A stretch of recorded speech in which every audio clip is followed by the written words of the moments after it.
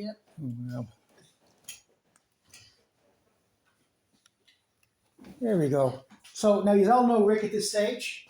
This is Rick, for those who don't know him. And Rick came to us 4.5, 5 weeks ago, Louise? That's about right. Yeah. Yeah. Yeah. And he will be departing back to America next week. What day? Yeah. The end of next week, I think it is. 10 days from now. 10 days from now. Okay. So it's been great. Initially, when Rick touched base with Louise, it was like, oh, I know about L'Arche and huge fan of Henry Nouwen, and I'd love to maybe come over, meet the community, meet the people. And we were thinking, okay, fair enough. How long do you want to come for? 6 weeks. Oh, okay.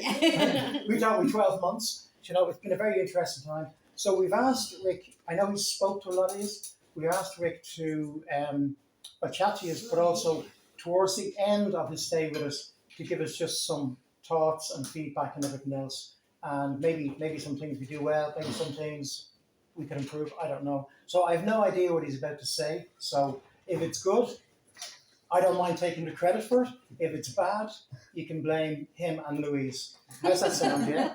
Yeah, okay. So what I'd like to do just before we start is pray. There's a very interesting 3 verses in the Bible. The other verses are interesting as well, okay? Yeah. But there are 3 verses in particular. And Israel has come out of Egypt. They're in the wilderness. And for those who know the story, it doesn't go great, okay? What should have taken them a few weeks to get to the promised land took them 40 years. When I went to school, I thought it was a long journey. What I didn't realize is they were doing this because of their disobedience. Yeah. So it's a really interesting story. But before things went really, really bad, and before things went really, really bad, the Lord is talking to Moses, and he says this interesting thing. He says, tell Aaron, and Aaron was the priest, okay, and his sons were priests, tell Aaron that when they bless the people of Israel, this is what they're to say. Famous 3 verses. Some of you will know it well. Some of you may have heard it before. At the end of Mass, sometimes a priest might say it. And the blessing is this. And I'd like to give this blessing to Rick then. So we can have all heads bowed and eyes closed. That would be nice. The Lord bless you and keep you. The Lord cause his face to shine upon you and be gracious to you. The Lord lift up his countenance before you and give you peace. Amen. Amen. Amen. And that was the blessing. 2,000 years old, it's still working. Beautiful blessing. Excellent. Okay, over to you, Rick. All right. Well, thanks. I really appreciate you all coming. I'm a librarian, and so when I do these presentations, it's generally to talk about what kind of books and databases we have in the library, and this is something entirely different than that. But it was something that I was looking forward to. Originally, I was deciding what I wanted to do this summer. The thought occurred to me that I would do another Camino across Spain, and I thought, I want to do something more useful, something more helpful. And to be honest, I had no idea this would be this wonderful experience. I don't want to get choked up here, but it was quite an experience, I have to say. Way more than I expected. I expected to. At this point in my life, I've done a lot of things, and so I'm always surprised when something kind of takes me by surprise. I'm going to start with a bit of a preamble before I start talking about some of the people that I've gotten to know here. So I guess the way to start, would be when before COVID, I was visiting a nursing home where people had a difficult time getting around. I would come and visit. It was about 12 or 15 of them. When COVID came, they stopped it, and it was a bad move, but they stopped it. But the point I wanted to make was these people were paying like $8,000 to stay in this place, and it was horrible. It was like absolutely horrible. And I guess why was it horrible? I guess it was horrible because the only goal that they had was keeping people physically alive, and it was a pretty bad place. And years before that, I had read a book by Henry Nouwen called Road to Daybreak, and he was a person that he was a spiritual thinker. He wasn't necessarily an academic, but he was a spiritual thinker, and he had taught at Notre Dame, and then he had taught at Yale. He did a small stint in South America, and he did these little journals that were hugely popular. And then eventually he stayed at this place called Genesee, which is a Trappist monastery up in upper state New York that we had a chance to go up to and visit several times. It was just a wonderful place. And he did a journal on that. Anyway, he eventually got a position at Yale and then went at Harvard. And then at some point, he left everything to work with a large community in Toronto called Daybreak. Most of you have heard some of this. But after 1 year, he wrote this book about his reminiscences of starting at L'Arche in Toronto called Daybreak. And it really changed his life.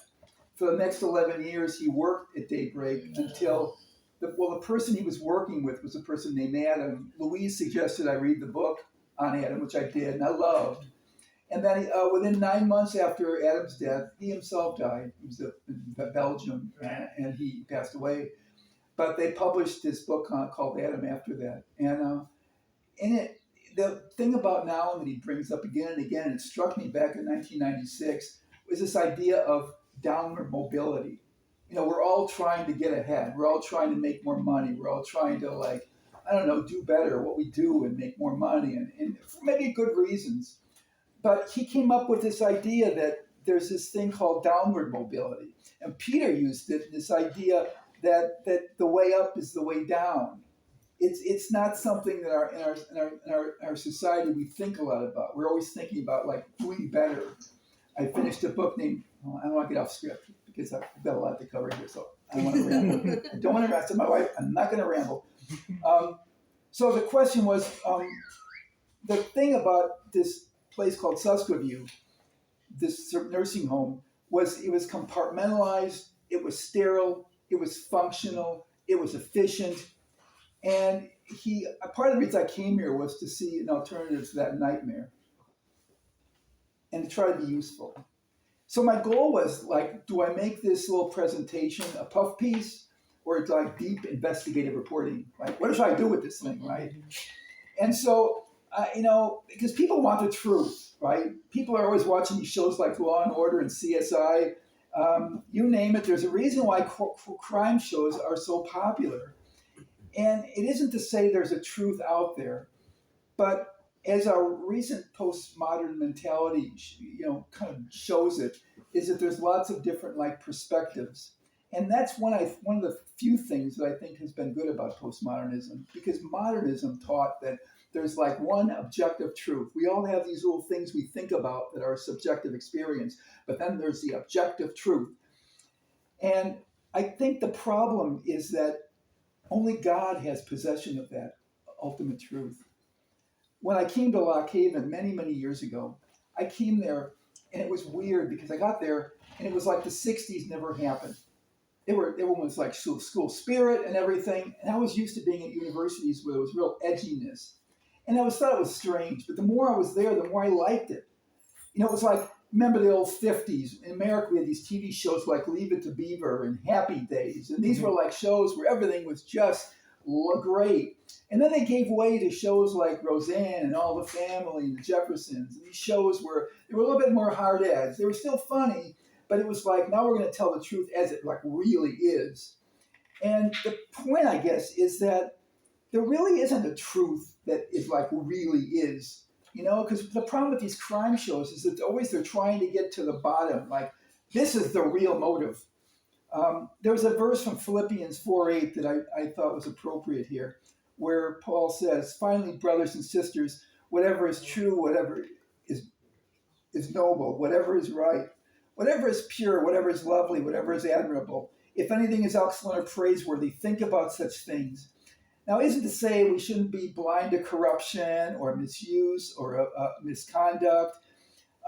And we don't, that people will watch the news because they want to see people get their comeuppance. They want to see the dark side of life. And I think part of this zeitgeist that exists in this world of people wanting to see the worst in it is that the people that run the world are these spiritual powers. I mean, it says it in the New Testament several places that Satan is the ruler of this world. And we're pilgrims here. So anyway, the films just recently that were in this context, probably all of you have seen this, I can't pronounce it, Philomena, about the woman who's, I'll just read this part of it. Killers of the Flower Moon is one most recent permutation of people that are like the marginalized, really getting like shafted by, like in that case, the whites that come there.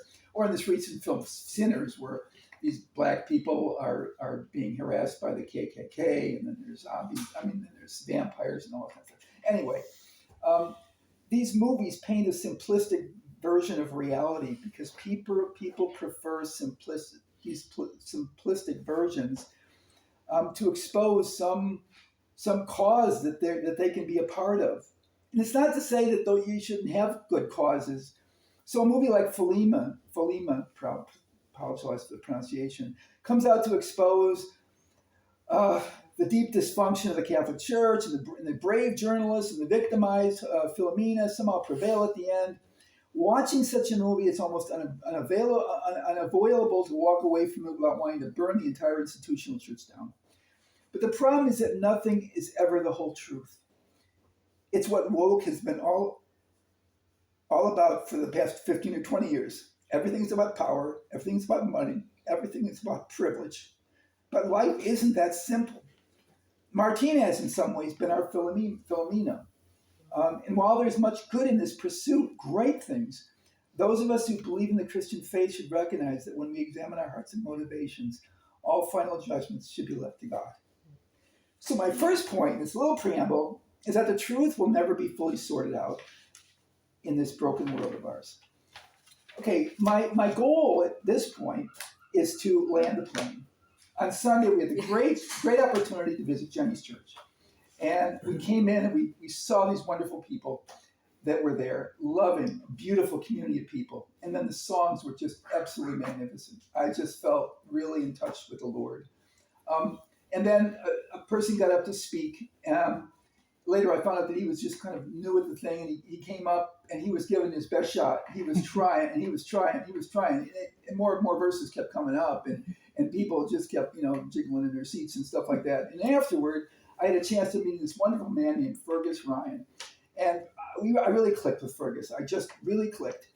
He reminded me of a man that was prominent in my conversion to evangelicalism way back, named Kevin Dyer, because both him and Kevin had beautiful women, or beautiful wives that then suffered from dementia during the last years of their life. And Fergus, he was asking me about the church, and I mentioned how great it was, and I was a little hesitant with the speaker, and he, in a loving way, said, we're really supporting other people that want to participate, but in this case, he just didn't seem to know how to land the plane. And I thought, yeah, that's right. But they were loving, and they weren't going to bring down the hammer. And so, if nothing else, I hope that at the end of this thing, I can actually land the plane. So who do we have here? Well, the first thing is I kept thinking about this thing called the Dream Team. I don't know if you remember the Dream Team, but years ago in the Olympics, all those countries had to use amateur players. And then suddenly they changed the rules, and you can use professional players. And when it came to basketball, America, we had really good basketball players. And so when it was first introduced, America was just like really unstoppable. Now, over the years, it's changed, but that initial Dream Team, it was like these people were like chosen by the best teams in the country.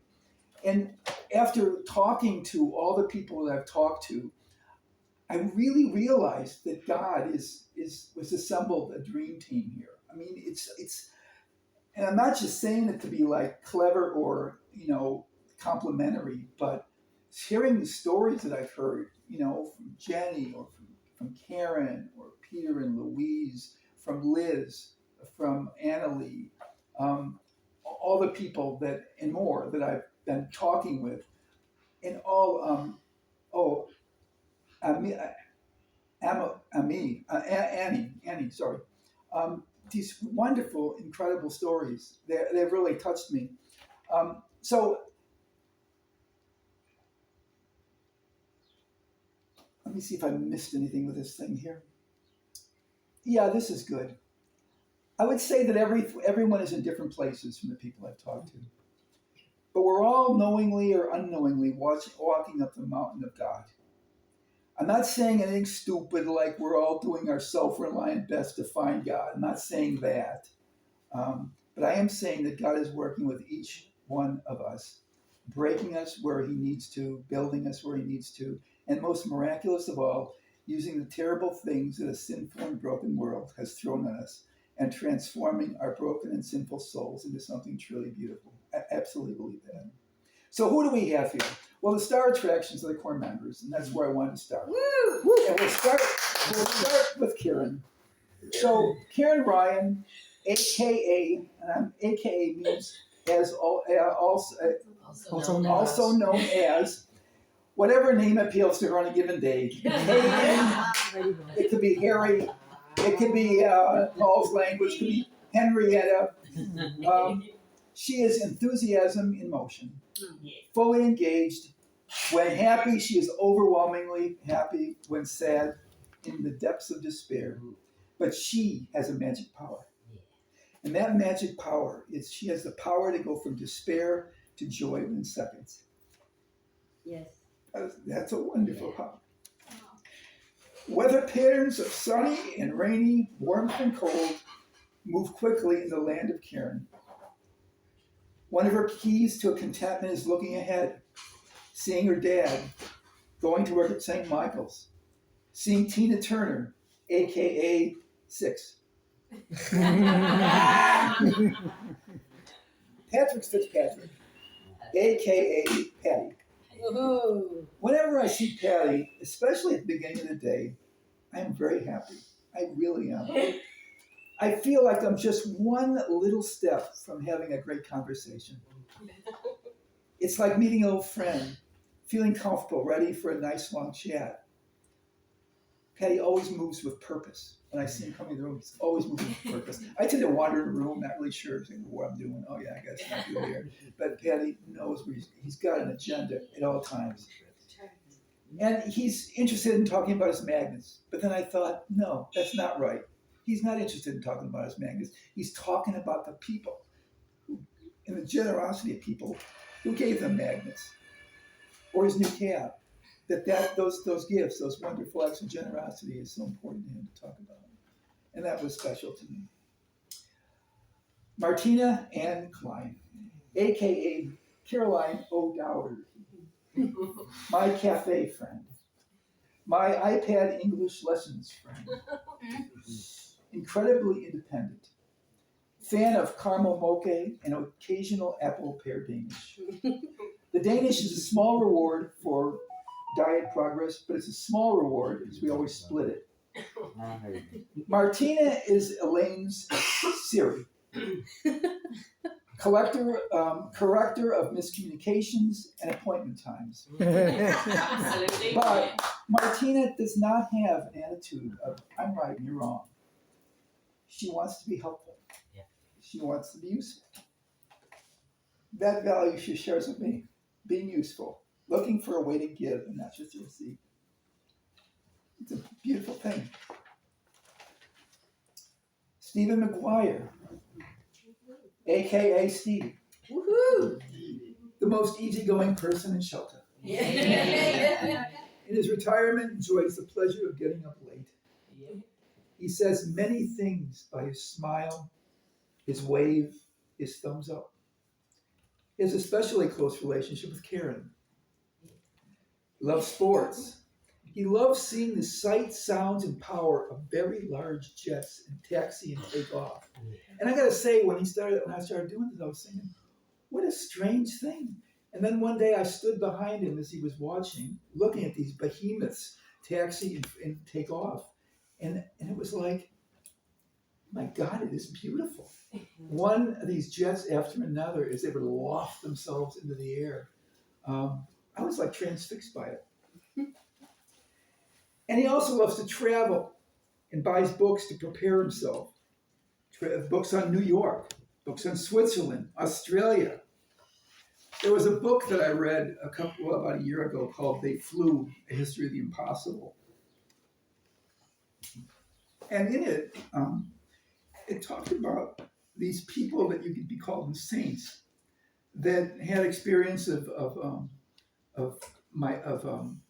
what's the word? They could lift themselves up around. Or bilocation was the one I was particularly thinking about. A bilocation would be you could be sleeping in your room and you'd be traveling around the world. Padre Pio is one of those people that has been attributed to it by location. And now,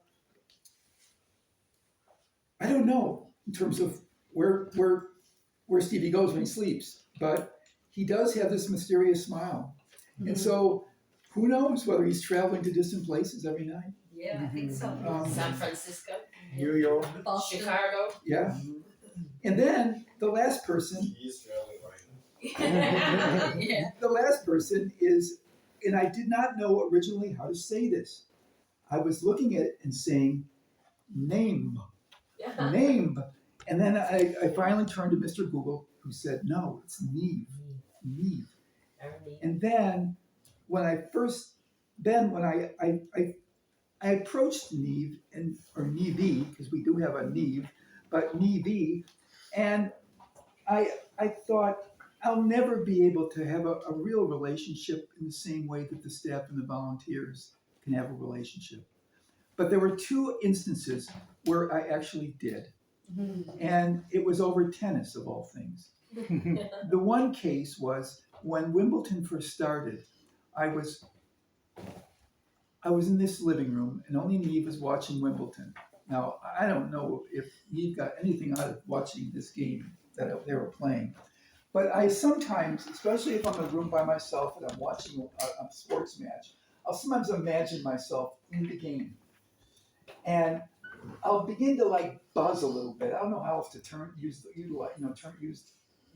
say it the way, but I try to be kind of quiet. But I imagine I'm one of the players and I'm hitting the ball, and my wife will notice this to me and she'll say, "What are you doing?" And I'm like, "Oh yeah, sorry."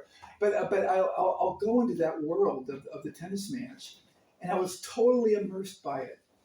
And then suddenly I turned to my right, and Neve was just staring at me. Like, what are you doing? And I was like, oh. And then I'm like, and then I came out of it, And then one other time, I was sitting talking to B, and I wanted to show her this video from the finals of the women's final. It was a massacre. The American player, can't pronounce her name, Anisimova, played the Polish player Swiatek, and Swiatek demolished her, 6-0, 6-0. But they had the concession speech on YouTube, and it had by that point reached 1 million views. It was so beautiful. As I played it for B, I began to tear up, and I turned over again, and Neve was just staring at me. I just because my tears were kind of half coming down, and she was like in this intense look that I had never seen. It was like, oh my God. So that's Neve. A community leader's Peter. When I interviewed him, I realized that there was never a person I met that had more colorful expressions, more metaphors, more humor packed into one single sentence than I thought humanly possible. He was the one who brought L'Arche back from almost certain collapse through hiring staff, through changing the way it was set up. Because when I look at this place, I see a beautiful place. And I always look at this, I've said this metaphor and it's off script for a second here, I'll get back on. But it's like, I like to fly business class. I never used to fly business class, and once I did, it was hard to go back. This would be about business class.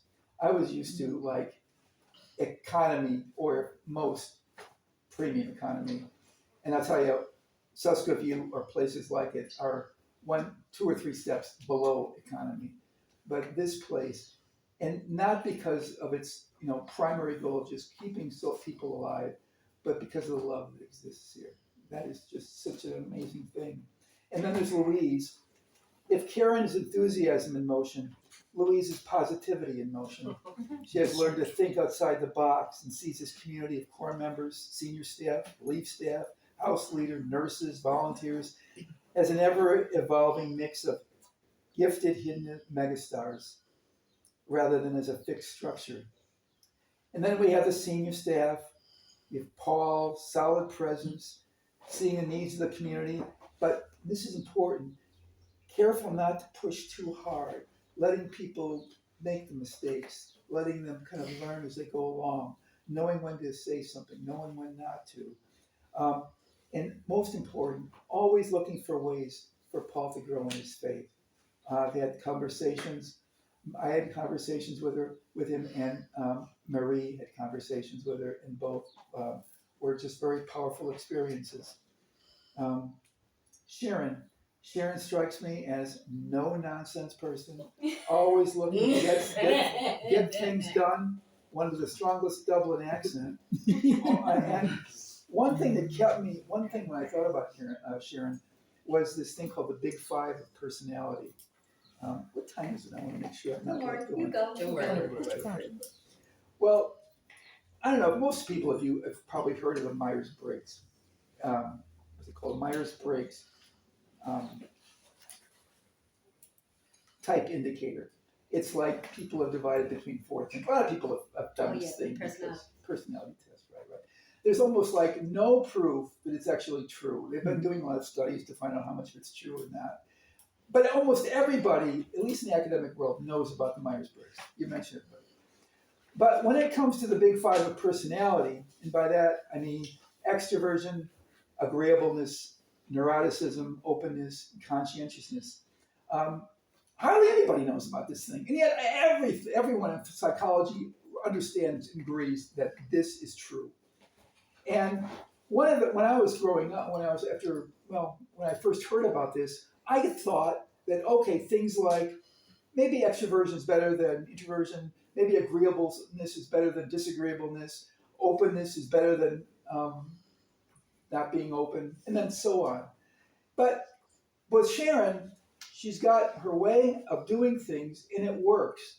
And one of the things I've learned over the years from Jordan Peterson is beware of the unintended consequences. Because you think you might do something new that's better, and then you might have invited a catastrophe. So there's something important about being, I don't want to say even closed, but just hesitant. Because there are times and places when you do need to move forward. But there are many times when people just want to launch into a new thing, and it's the Sharons of the world that are there to say, not so fast. Mm-hmm. So I think that's a wonderful feature. Jenny is the one who took a day off of her week off to take Blondine, Marie and me. I don't want to say Maria, but that last A goes Maria and me in the country, and it was a wonderful thing that she was able to do. And then she graciously invited us to her church, and she's always kind of helping Martina. She always strikes me as being like the strong advocate, always wants to put things right, and always wants to also be really useful and helpful. She has a giving heart, and that is for sure true. Stephanie is a lot like Sharon. They're both from the area, but where Sharon is more of the this is the way we do it. Stephanie is more of the team player, and let's all move together, and that's a wonderful quality as well. More team oriented, and they're both powerful, solid factors in this large community. There's Zippy, and Zippy. One of the qualities that I really like about Zippy is Zippy focuses on a person and reaches out and really tries to make a strong bonding experience, because we can't know everybody. And sometimes you just have to be selective in the people that you reach out for.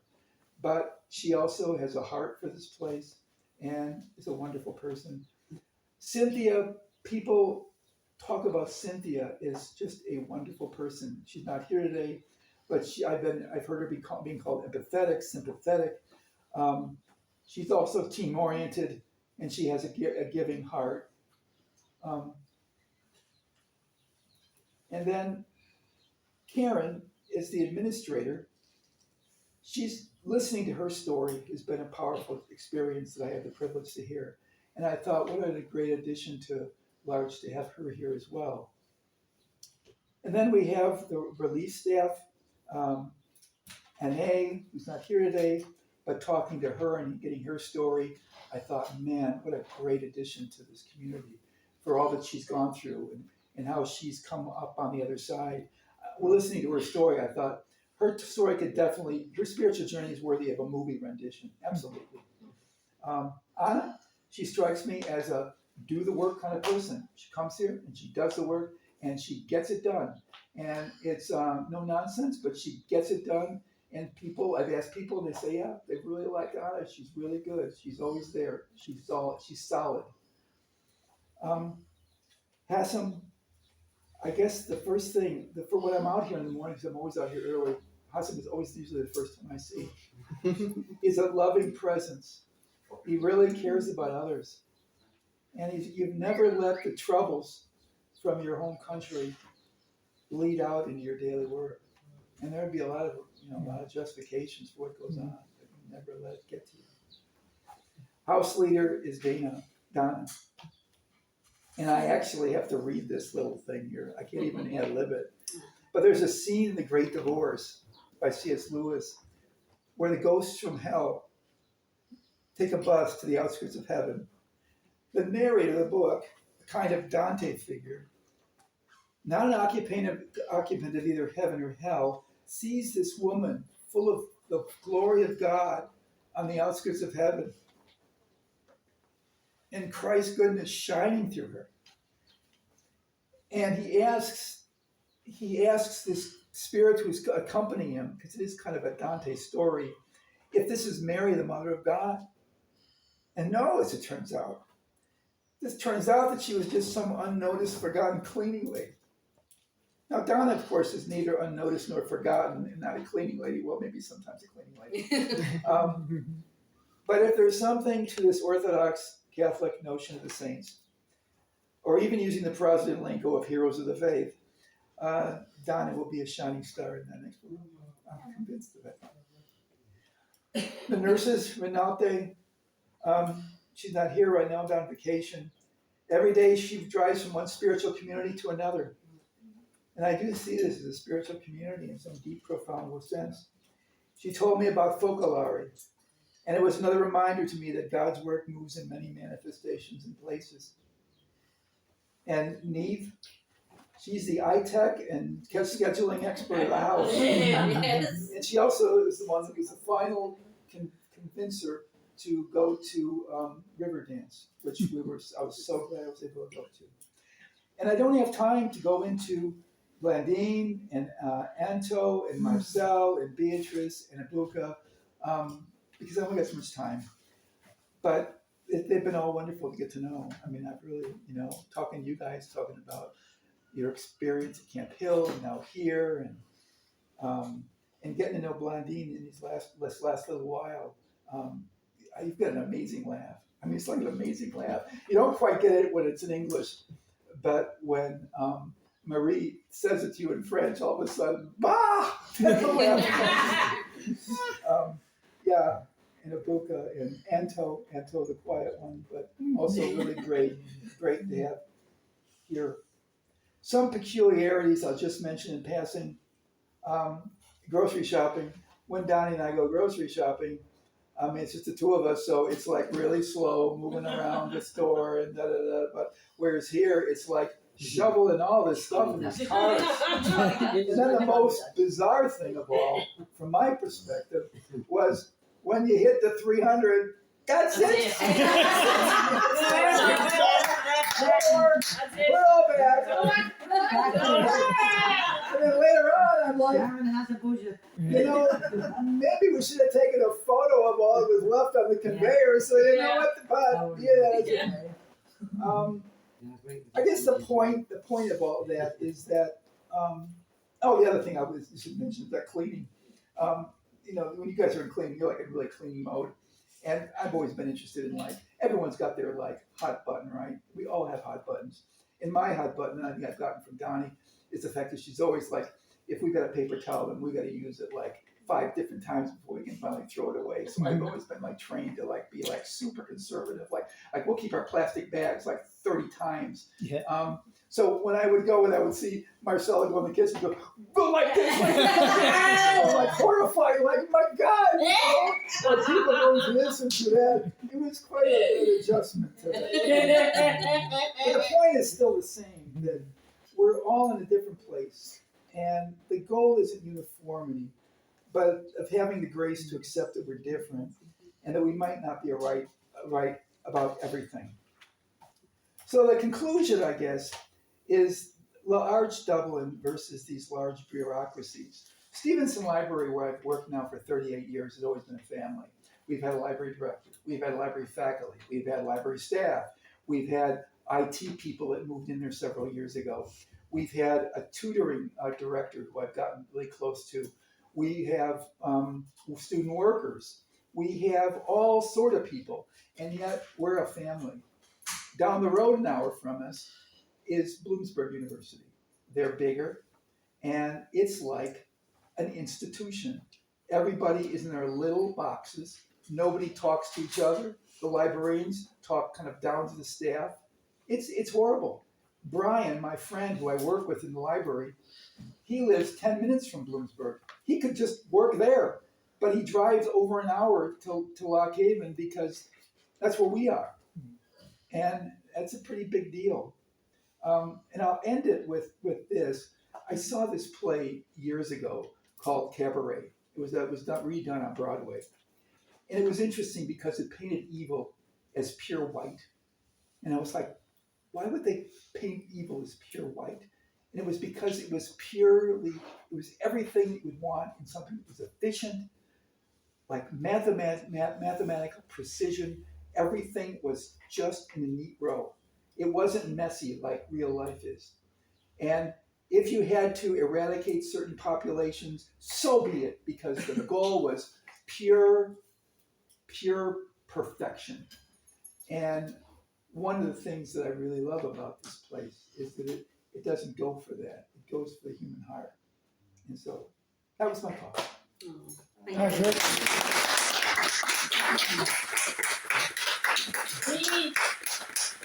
Oh, before we all leave, Marie wanted me to read this. So she sent it to me because she couldn't say it to all of you. So I said I'd read it on her behalf and we can hang it up here. She says, I have arrived safely in France. My head and heart are overflowing with everything I received from you. And I am both sad to have left and yet happy to have come. I never stop thanking God for allowing me to spend a little time with you and to discover the community of L'Arche in Dublin. It was providential and a real gift. You are a wonderful family. And during these 3 weeks, I truly felt like I was a part of it.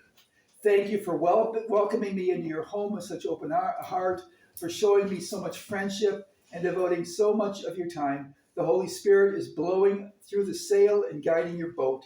It is very strongly felt, and it is so beautiful. I will have many things to tell when I arrive at L'Arche de la Rosalie. I can't pronounce it. I wish each of you the best for the future. Be assured of my prayers and my friendship. Merci beaucoup. Grosses Bisses. Excellent. That was lovely. Thank you very much.